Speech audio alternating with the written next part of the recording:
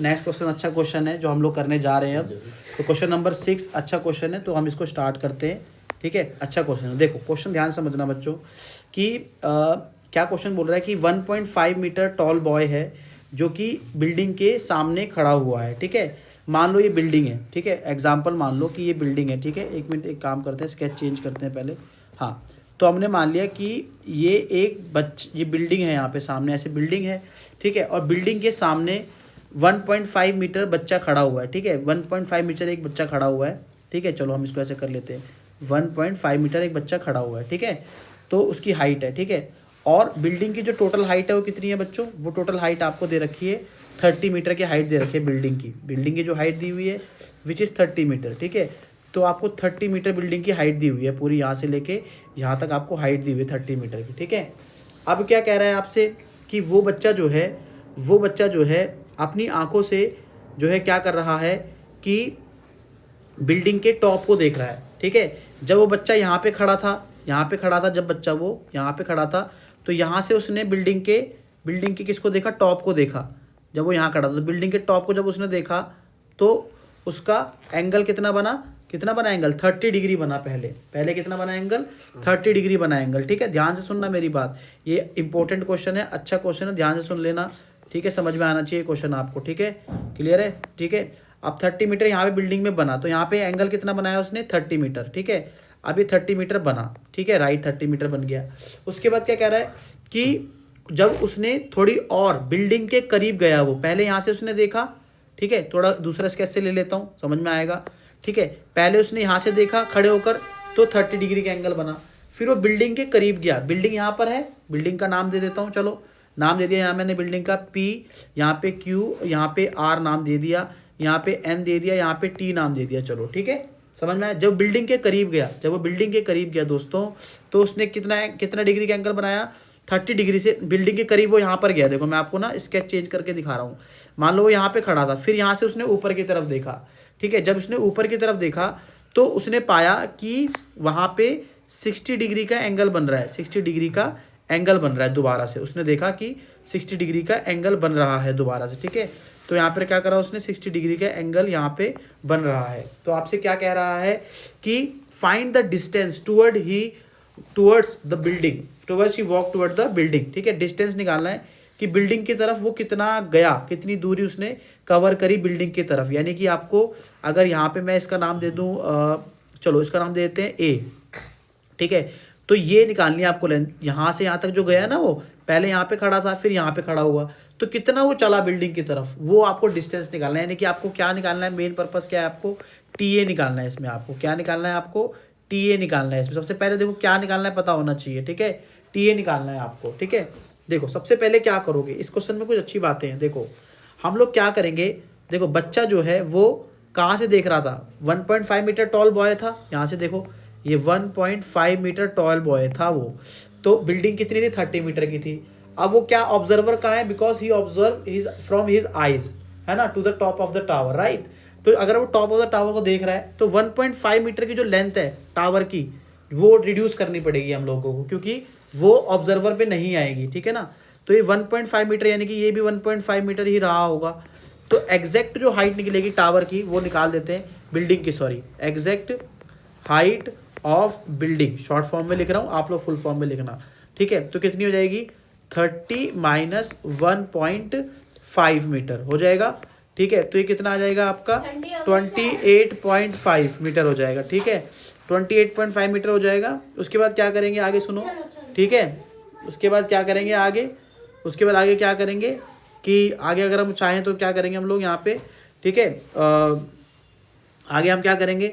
आगे हमें यहाँ लेंथ पता लग गई कि भाई यहाँ से लेके यहाँ तक 28.5 है, 28.5 है यहाँ से लेके यहाँ तक। ठीक है, अब हम लोग क्या करते हैं, देखो अब यहाँ पर अगर हम नोटिस करोगे तो यहाँ पे दो ट्राइंगल है, यहाँ पे दो ट्राइंगल है। ठीक है, एक छोटा ट्राइंगल है और एक बड़ा ट्राइंगल है। अब कई बच्चे बोलेंगे, मैं पूछूंगा भाई ये बताओ कि इसमें दो ट्राइंगल है, एक छोटा और एक बड़ा, तो कई बच्चे बोलेंगे भाई सर जो है 30 डिग्री जो है छोटा ट्राइंगल है और 60 डिग्री बड़ा ट्राइंगल है। वो क्यों बोल रहे हैं? वो वैल्यू को देख के बोल रहे हैं। बट इन केस ऑफ अगर मैं बात करूँ ट्राइंगल के साइज की बात करूँ, इन टर्म्स ऑफ साइज, तो जब डिग्री जितनी छोटी होती है उतना बड़ा ट्राइंगल बनता है, ध्यान रखना। ठीक है। तो 30 डिग्री बड़ा है और 60 डिग्री वाला ट्राइंगल छोटा है, ठीक है। तो हम क्या करेंगे, अलग अलग ट्राइंगल लेंगे। मैं कैसे करता हूँ, जब भी मुझे दो ट्राइंगल दिख गए, एक तो ये वाला ट्राइंगल दिख गया देखो यहाँ पर, और एक ये पूरा ट्राइंगल दिख गया है ना, ये बड़ा वाला पूरा ट्राइंगल यहाँ से लेके यहाँ तक पूरा पूरा दिख गया, समझ में आया। तो क्या करोगे, क्या करोगे, क्या करोगे, ट्राइंगल ले लोगे, इन ट्राइंगल क्या करोगे, in triangle P A Q ले लिया मैंने, ठीक है। पी ए क्यू ले लिया, तो पी ए क्यू में हम क्या करेंगे, मान लो अलग से बना लो पी ए क्यू, चलो बना लिया अलग से पी ए क्यू, कोई दिक्कत नहीं है, ठीक है। ये पी, ये ए और ये क्यू, ठीक है। ये कितना आ गया आपका 60 डिग्री आ गया, ये 28.5 है। हमें कहाँ पहुँचना है, यहाँ पे पहुँचना है, हमें इससे कोई मतलब नहीं है, ठीक है ना। तो हम क्या लगाएंगे, ये हमारा पी हो गया, ये हमारा क्या हो गया, बी हो गया। तो पी बाय बी किसका होता है, 10 का फॉर्मूला होता है। तो हम क्या लगाएंगे यहाँ पे 10 60 डिग्री लगा देंगे, 10 60 डिग्री लगाएंगे तो क्या हो जाएगा आपका पी क्यू अपॉन में कितना हो जाएगा, क्यू ए हो जाएगा, नहीं हो जाएगा। 10 60 डिग्री की वैल्यू क्या आ गई बच्चों, √3 है ना। 10 60 डिग्री वैल्यू √3 होती है, और ये कितना आ गया आपका 28.5। क्यू ए कितना होगा, क्यू ए मुझे नहीं पता है, कोई दिक्कत नहीं है, ठीक है। क्रॉस मल्टीप्लाई करूँगा, यहाँ पे क्यू ए लिखा मैंने 28.5 अपॉन में कितना आ जाएगा √3। मैं क्या करूँगा, रैशनलाइज करूँगा, ठीक है। पॉइंट वाला आएगा तो ये समझना कि जो है क्या करोगे आप उस केस में, घबराना नहीं है, ठीक है। नीचे 3 आ गया, यहाँ से पॉइंट हटाओ, यहाँ पे 0 आ गया, ठीक है। कैंसिल कर दो जितना कर सकते हो, 5 6 30, 5 5 25, 3 5 5 7 फिर 3 से कैंसिल करो, 3 19 3 2 ठीक है। यहाँ पे कितना आ गया 19 √3 अपॉन में कितना आ गया 2, ठीक है। समझ में आया कैसे किया, ठीक है। कैलकुलेशन आनी चाहिए ऐसे इजी तरीके से, ठीक है। उसके बाद क्या करना है हमको यहाँ पे, नेक्स्ट अगर आप देखोगे तो मैं बड़ा ट्राइंगल लूँगा, पहले मैंने छोटा ट्राइंगल लिया, एक वैल्यू निकाली, अब मैं बड़ा ट्राइंगल लूँगा। मैं इसकी चलो फिगर बना देता हूँ बड़े ट्राइंगल के, ठीक है। कुछ इस तरीके से फिगर है, ठीक है। यहाँ पे इसका नाम P है, यहाँ पे नाम Q है, यहाँ पे नाम T है और यहाँ पे नाम A है, ठीक है। तो हमने यहाँ पे क्या करा, ये 28.5 है आपका, ठीक है। यहाँ पे आपका क्या हो गया बच्चों, यहाँ पे आपको ये दे रखा है, कितना दे रखा है, ये आपने निकाल दिया है QA, है ना। ये QA अभी हमने यहाँ पे निकाला है, ठीक है। चलो ये कितना था आपका 30 डिग्री था, तो सिंपल सी बात है, ये P और ये पूरा यहाँ से लेके यहाँ पर क्या है B है, सेम ही लगेगा 10, ठीक है।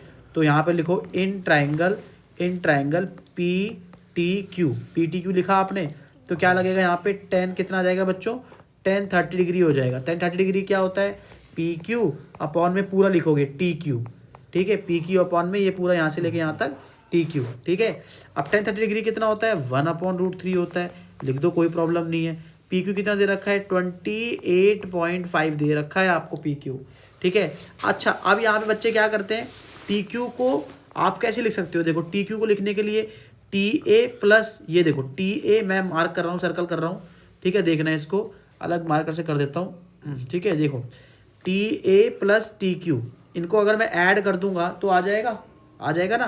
तो इसकी जगह मैं क्या लिख सकता हूँ, TA लिख सकता हूँ, TA प्लस QA लिख सकता हूँ, या AQ लिख दो, बराबर बात है, ठीक है। क्रॉस मल्टीप्लाई कर दो बच्चों, ठीक है। क्रॉस मल्टीप्लाई किया, जब मैंने क्रॉस मल्टीप्लाई किया तो क्या आ गया, अगले पेज पे देखते हैं। क्रॉस मल्टीप्लाई किया तो आ गया TA plus AQ, right. TA plus QA equal to कितना आ गया 28.5, यहाँ पे कितना आ गया √3, 28.5 क्या आ गया √3। अब क्या करोगे, देखो हमें क्या निकालना था, हमें निकालना था TA, तो TA की जगह हम लोग TA लिखेंगे। हमें क्या निकालना था TA, तो मैं TA की जगह क्या लिख दूंगा, TA लिख दूंगा यहाँ पे, राइट। उसके बाद QA की जगह क्या है, QA की जगह है 19 √3, 19 इसकी वैल्यू पीछे लिखी थी ना, 19 √3 अपॉन में 3, और यहाँ पे आ गया 28.5 √3, ठीक है। समझ में आया, इसको यहाँ भेज दो, तो TA का TA यहीं रहेगा, उसको वहाँ भेज दो। 28.5 यहाँ पे आ गया √3 माइनस का 19 √3 अपॉन में 3, ठीक है। समझ में आया, ठीक है ना। उसके बाद क्या करेंगे, उसके बाद यहाँ पे इसको पॉइंट हटाएंगे, सेम आएगा। यहाँ पे कितना आ गया 10, है ना। कैंसिल करोगे कितना आएगा यहाँ पे 2, यहाँ पे करो कैंसिल, 5 से कैंसिल करो, 5 5 25, है ना 25, और यहाँ पे 3 5 5 7 हो गया। तो यानी कि एग्जैक्ट यहाँ पर क्या आया, एग्जैक्ट यहाँ पर आप देखेंगे तो 28√3 आ गया ना, इधर देखो क्या हो गया, गड़बड़ हो गया मामला यार इसमें। नहीं नहीं सही